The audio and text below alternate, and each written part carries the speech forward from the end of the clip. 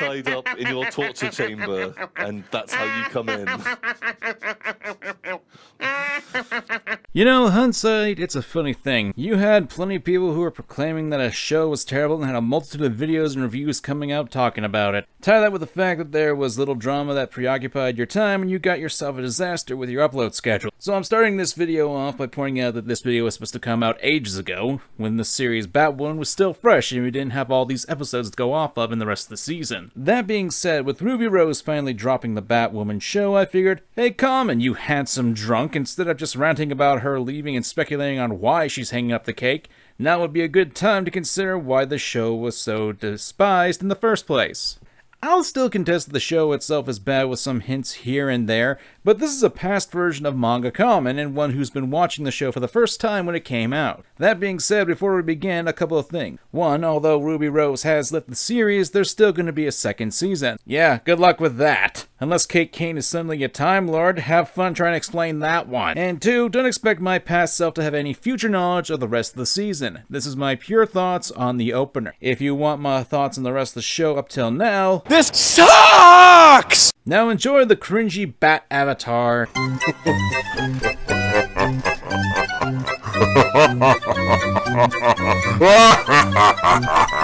Hey, I'm Kamen. Nice to meet you. I happen to be a reviewer, commentator, and a critic of various media. And if you got a pair of eyes, you'd realize that my avatar is that of a bat. Or to some people, they think I'm a cat. But bats are what I was going for, and with today's fun topic and video, we'll be talking about a show that has gotten some mixed reviews. I'm of course talking about Batwoman. You know, one of those crappy, let's take an already famous male character and then make him female, and then call everyone who objects a sexist. Unfortunately, to my knowledge, that really hasn't happened before in the world of cinema or television, Hunter. I could be wrong, and I'm willing to admit I am, but I've never actually heard that happening in the actual cinematic universe or in the world of fictional television. And even if it did, that's actually not right about this. Kamen was already an established character in the DC Comics for years now. Granted, he's right about the second part of that statement, but you can easily tell with some of these people who are and aren't comic book fans. Comic book-based media has become, extremely mundane nowadays. Not saying it's entirely bad, but after a decade of countless superhero movies coming out one after another, you tend to get burned out really quickly. It's gone to the point where I don't really care about going to the movies to watch the latest webhead flick, or watch a Mary Sue save the day. What doesn't help is that you've got some of the stiffest of acting within Batwoman. Even the lead, Ruby Rose, is as stiff as a plank. But apparently this show is enough to warrant my attention. Try to figure that one out. So enough of this fluff, let's get right into the show, and we open with... Trust me, this isn't the story I expected to be telling. Who am I? You sure you want to know? The story of my life is not for the faint of heart. You had to start with one of the most cliched ways possible. That's probably going to be a good sign. What we really start off with is with our hero, Kane, diving down for what I assume is a training exercise, only for her to...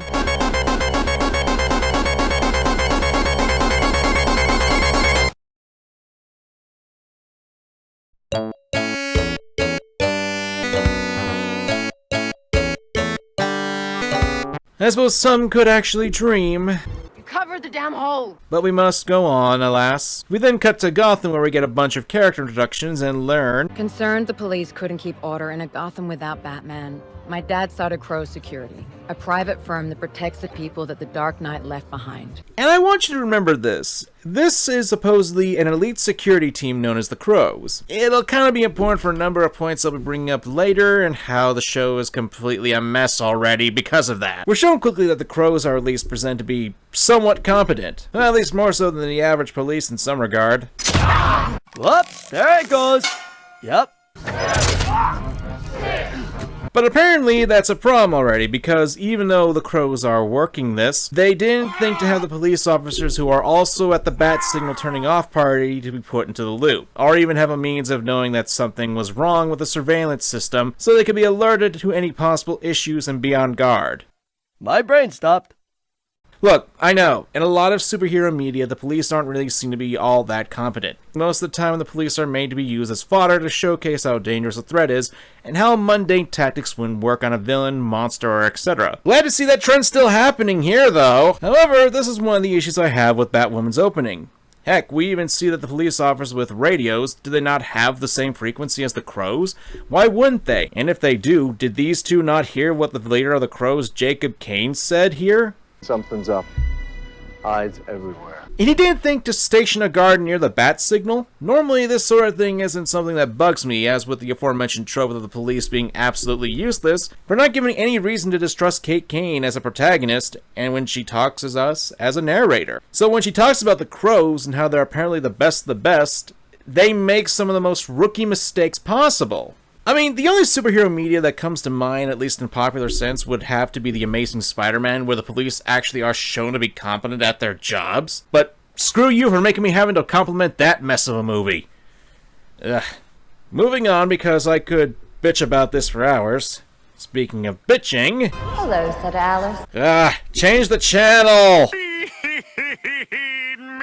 So, evil, crazy woman shows up, kills the guards, shows he's crazy with the crazy guys. One person in this place goes on how Batman couldn't say blah blah blah. Look, I don't mean to be mean, but honestly, this goes back to the aforementioned oversaturation of superhero media, and more specifically, towards villains' roles in things. One should consider how a villain is introduced as well as the personality. After all, the audience, at the very least, should believe that the villain of the story is at least a credible threat to the hero and their companions, right? But with Alice? I mean, the introduction is rather generic. There's nothing that really stands out in that regard, not even killing the two policemen. As like I said before, showing how useless the police has become and is a staple in not only the superhero genre, but also many other genres as well. To me, nothing really stands out about Alice's design, with the exception of her eyes in some scenes. And no, I'm not advocating for the show to go to a more sexualized version of the comic book of Alice, although I can imagine some people wouldn't be against that idea.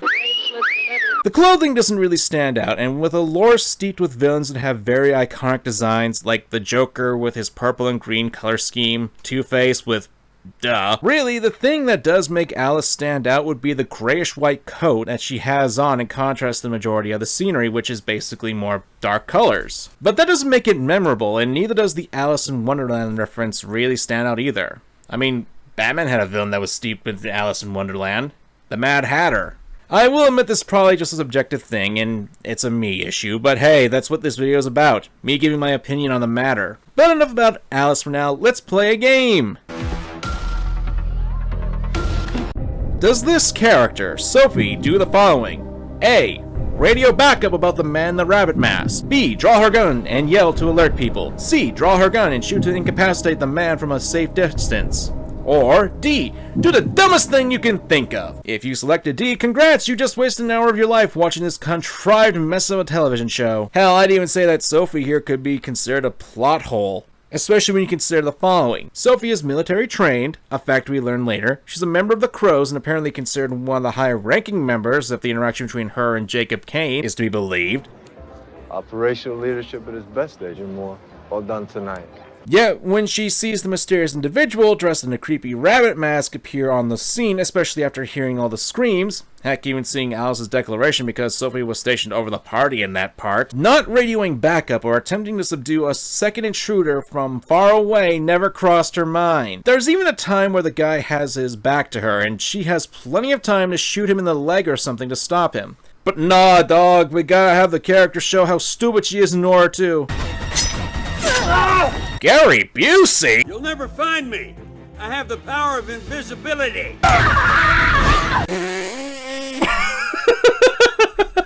What was with that scream? Can we get that again? Okay. One more time.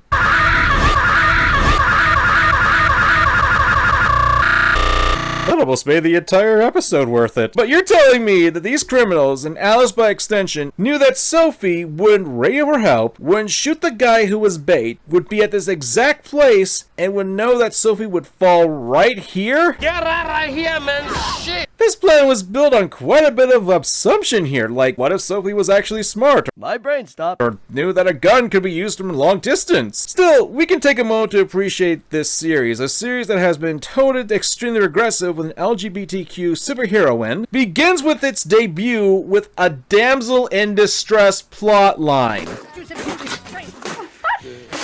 I mean, from my perspective, not only is Sophie's brain here apparently now been replaced with mashed potatoes, that she forgets the kind of illogical sense in order to chase this one guy, only to be overpowered and taken hostage to get the plot moving. And that's exactly what happens. Sophie's missing.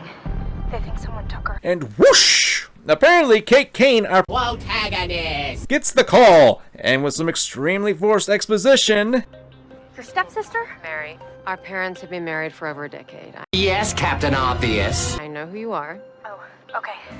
Just right. on the way to save the girl, with more forced exposition. Crows represent order, security, safety. These monsters long for the good old days when gangs ran around unchecked. They spread fear by saying, look at us. Oh, sir, we're all part of the Crows. Do we really need to be told what we already do?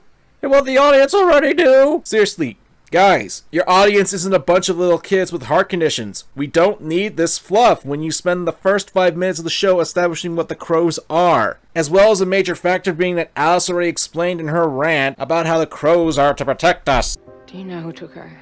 Ruthless, spineless maniacs who frankly don't stand a chance against a team of ex-Navy SEALs and Green Berets. One of which was too stupid to actually think about calling for backup. After being reunited with her old man and being denied to help find her ex-GF, it's flashback time! How about we don't get expelled a week before graduation? No, I'm not going to defend the military here. It's a very murky situation when it comes to these types of relationships in the military. But there are a few issues I have with the scene. The first being is that the two characters blatantly know that they're doing is against the rules. And they're 1 week away from graduating. I know that the heart wants what the heart wants, but considering that they'd only have to wait a week in order to continue this makeout session, well, learn some self-control! Secondly, the way the army is being portrayed here is so over-the-top homophobic that it comes off as really forced. Again, homosexuals and what have you are treated poorly in the military.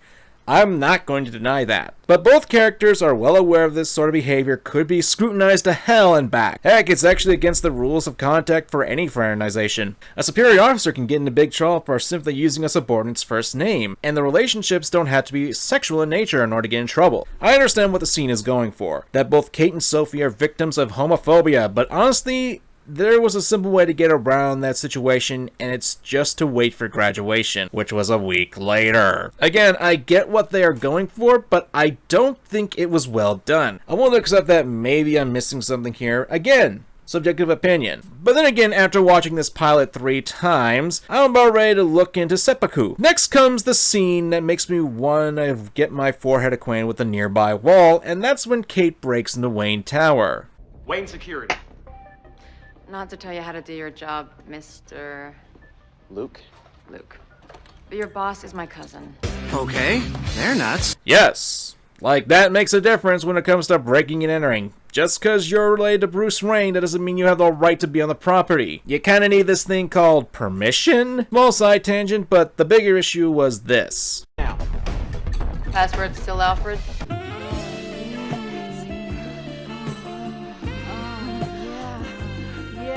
I wish that happened. At least that'd be funny. No, apparently Kate was getting surveillance footage that apparently the Crows wouldn't have access to because...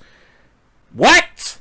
You're telling me that the advanced security company in all of Gotham, the one that took over the role in place of Batman to protect the city, never thought to check in on Wayne Industries to see if the company had roots in the entire city would have street security. Or hell, set up backup systems or security systems in that manner? Like, call me a nitpicker all you want, but the fact of the matter is that I'm surprised Gotham is still standing with these 3 years that Batman was gone, if the Crows were the ones protecting Gotham. How half the city is not on fire right now is a mystery to me. Why did you call me? I may have found a box of pictures in your closet when I was borrowing your Balenciaga You know what, tee. never mind. Look, I don't know your drama, but we all got a box of pictures somewhere. I just thought you'd want to be here. My God, that was actually slightly touching. No joke, I'm It's not overly dramatic, and sure, the half-sister Mary character acted like the airheaded celebutante not more than 30 seconds before this. But no joke, that's actually something that legitimately caught me off guard on my second viewing. I don't know, I guess it's a small little spark of humanity to see this sort of thing. Although what's next is another flashback with Sophie and Kate's past, this time detailing how they broke up. Again, I can see what they're going for with this, however it kinda runs flat when the only interaction we've seen between the two was a makeout session and some dialogue you'd find in a fanfiction that managed to somehow get published and sold on shelves at Walmart. And after that flashback, we finally get back to the plot with Kate showing her father the footage, and apparently the reason they didn't use Wayne's technology was... Where'd you get this? Wayne's camera feed isn't on the Crow's network. Wayne's defunct. Clearly not if the cameras are still operating 3 years after Bruce Wayne apparently disappeared, and I'm sorry, but whose security system was hacked? Uh-oh! I mean, this also brings up another question. How in the world did Kate know that the cameras would even work? It's been 3 years. Any number of things could have happened to that camera, and it just so happened that Kate knew that the footage would be there. How? How dare you defy me? Men talk! The mind toker! As you can imagine, Kate finds out where the baddies took Sophie, and she runs off by herself. Noble, yes. Dumb, even more, yes. I'm not going to complain about it too much since, again, that's a bit of a standard with superhero stories. I mean, they always go in alone, rarely without backup. Still, as you can imagine, Kate here gets into a fight, and while there are some enjoyable bits... there is a bit of lack in the fighting department. I mean, here's an example. When Kate's about to flip a criminal onto a table, you can clearly see her raising her knees, readying to toss the guy into the table. But in the next shot, she's lower to the ground than the previous shot. It's almost as if the bad guy was using the floor as leverage to get himself onto the table. I want to talk about the fight scenes later when we get to the main fight, but it's jarring continuity edits like this that can really take you out of a fight. Anyway, Kate's winning the fight, at least until... You know, the more I talk about villains and how they need to be memorable, well... I need you to send your father a message. He thinks he's Gotham's White Knight, but he's a bully. Well, if that's some of the most stupidest motivation I've ever heard. There's nothing wrong with wanting to rip power away from people, but why does she want to do this? I mean, I think I can hazard a guess, and this is coming from someone who hasn't seen episode 2 at the time of me writing this, but considering the hints at the end of the episode where it hints that Alice and Kate are sisters... or outright says it apparently, it's not outside the realm of possibility she could be related to the actual motivation. I mean, Jacob Kane by that logic would have to be Alice's father. Oops. Spoilers. Meh, here comes the comments. Oh, no, not the beast! Not the beast! Your father doesn't want you, Kate. And you know this. How? Again, this could be explained by the sister plot twist that this episode is going to use, but you know all about the relationship between Kate and her father, how? There's also the whole, oh, Sophie's the daughter your father always wanted, not you! Like, that hasn't really been established and immediately contradicted by Jacob's line here. Where's Kate? Found her bike stashed in some bushes, but no sign of her. What do you mean, no sign of her? This implies that he does worry about his daughter, and I get that Alice is trying to instill some sort of doubt and confusion into Kate's head, but then that raises the question of, why? What exactly does Alice gain from this mind-taking? If anything, having a second hostage would be beneficial. Heck, one could even say that you could put out Sophie and Kate as another choice that we'd later get in the episode. Again, I realize that an answer for this is that the two are sisters. But how this is done is with all the subtlety and nuance of a chainsaw. This is just a mess. And so is Kate. Hi. And don't kill me. You know, there's one thing I have to say, and the show is good with this sister character. Seriously, she's a lot more likable character and has shown to be having more development than what Kate has. Heck, I almost wish she was the main character. She's shown to be caring, kind, and not afraid to break the rules to help people. I mean, she's a lot better than Kate right now. I'm sorry if stealing from my med school makes me a bad person. It doesn't. It actually makes you deeper than I thought. Even Kate agrees that this character is better. I mean, Kate's characterization up to this point has been, well, shallow as a puddle. Meanwhile, her sister has shown to be a much more deeper and vibrant character. I was right. Alice was there. And wherever they went, it's probably not far. And you probably ruined the only good chance of saving Sophie by going guns blazing. Where the hell have you been? We thought she took you too. I got half my guys out there looking for you. Father doesn't want you, Kate. Do you see why this makes my head tilt? If he didn't really care, why would he spend so much resources trying to find her? Thanks for trying to establish some sort of emotional tension between Kate and her father, but then just throw it out the window. Thank you, teacher! You are not listening. You ran into an unknown terrorist cell without proper backup. If you treated me like everybody else, I would have had. That's not what happened, Kate. You left before he could even talk to you. You don't know what he was gonna say. Heck, for all you knew, he could have had you go with him on the operation, but you went ahead first. In fact, he was going to act on the information you provided. Why did you feel the need to run in and screw this up? Why did you even show him if you were just gonna go in first? What was the point? This bullheadedness isn't really making me all that sympathetic to Kate's character, but enough about that. It's time for...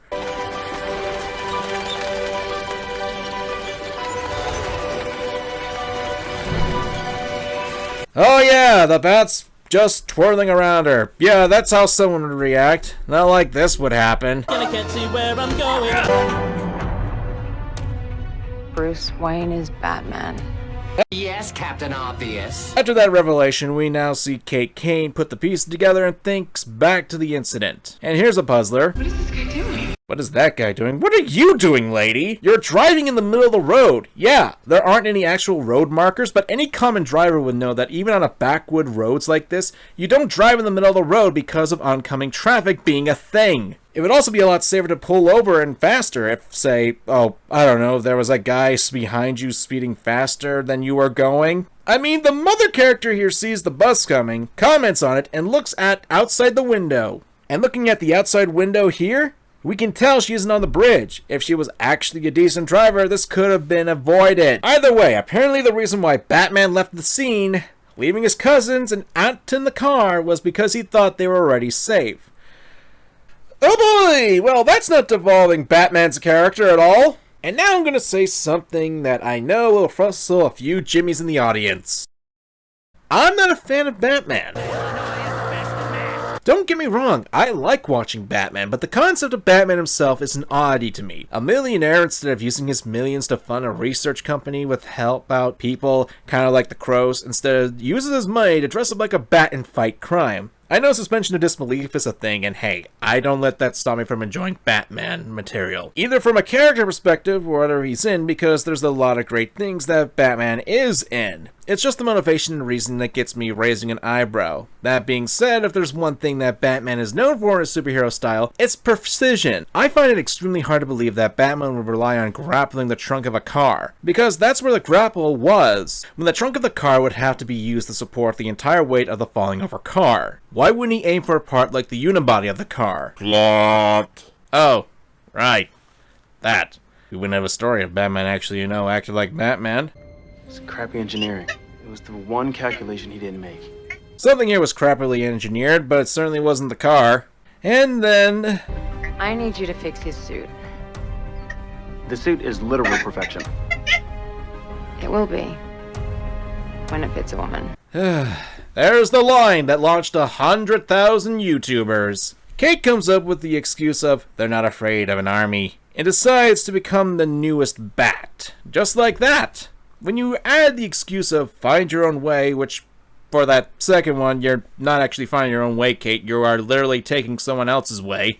And there was one more aspect. The entire show has a theme of not following the rules. The army flashback, Kate not wanting to sit around in order to find Sophie, her sister working in the illegal clinic. The show is trying to convey that here as well, with Batman not following the rules to try to pass that off as one of the main reasons Kate takes up the costume. But that theme kind of falls flat when most of the times that's been presented, breaking the rules have backfired. Take the military situation. Yes, they broke the rules for love. But by their own admission, if they had just waited 1 week, they wouldn't have had to worry about breaking the rules. They knew if they were caught, they'd get in trouble. Then there's Kate going to the orphanage, which ended with her getting captured and ruining the one chance of saving Sophie she had at the time. So far, breaking the rules has only resulted in bad things. And the only time I can see that it wasn't completely convoluted was when the sister ran the illegal hospital. Kate actually has a lead on where Alice is as well as Sophie.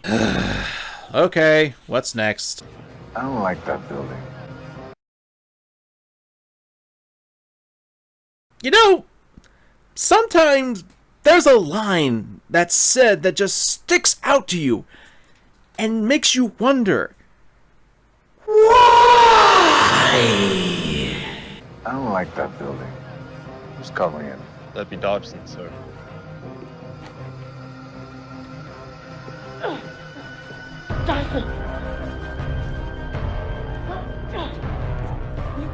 I love it. Okay, so big shocker, the Crows are now portrayed even more incompetently, because not only do they have one guy on patrol on each building, which is what I infer from what was just said, which is a bad idea because if there was an issue, one guy wouldn't be enough to really make much of a difference, but they apparently let a traitor on board. You'd think they do things like background checks or have protocols to prevent this sort of thing from happening, but whatever. We then get the oh-so-dramatic choice for Jacob Kane to choose between Sophie or the people in the park, which Alice has threatened with some sort of chemical gas. Some lunatic will come along with the sadistic choice. But unfortunately, as I've stated before, because we're only told that Sophie is like a daughter to Jacob, when actually shown anything like that, the scene feels hollow and weightless. Speaking of weightless... Oh my god. Apparently, Kate has telekinesis in order to have this grapple hook wrap around like this. Who's there? I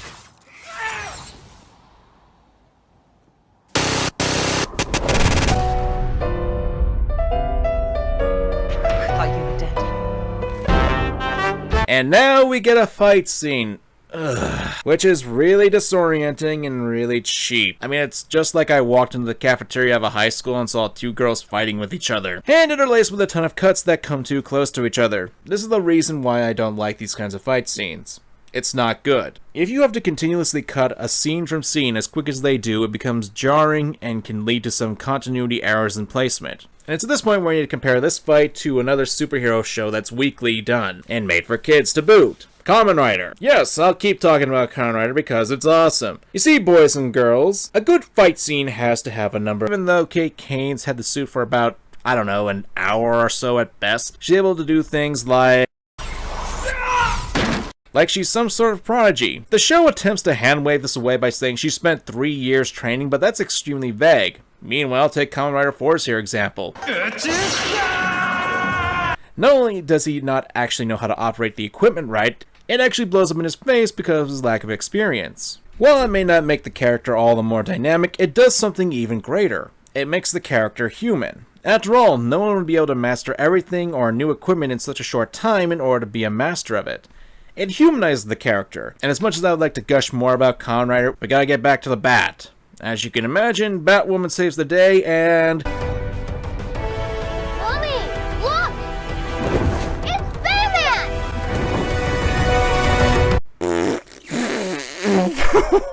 What kind of training did you do to learn how to do that? Whatever, we're almost done. We learn that Sophie's turned from her lesbian ways and married a man. Tyler, this is Kate. Tyler works for Crows International. Sorry to barge in, but got in late last night, and now I am that annoyingly overprotective husband. You're married. Or she could be bi, I mean, that's possible. Then we get this mess. No, you wanted to be in the action. That's why I didn't want you to be a crow, because I'm selfish and overly protective, and I'm terrified. And because you're all I have left, Kate. And I don't want to lose you too. Which, you know, hey, he wants to be a part of the Crows. My dad was running from his pain, but I was running too. Toward everything that didn't want me. A military academy, a private army, my own father. I spent 15 years searching for a place I fit, and I think I finally found it. Lady, your dad just told you that you're in if you want. What kind of crack are you smoking? No, better question. Creator Caroline Dries. What were you smoking? And then we get this. I'll win you over, my dear sister. The two of us will rule Gotham. together. Wow! That was shit. Why does she want to take her father's power away? Why is she evil? Ugh. And that's Batwoman. Not very good. For a show whose themes were all about breaking the rules, they played extremely safe or made the extremely cliched choices. But hey, I suppose because I don't like the show, I'll just be an incel who just hates women.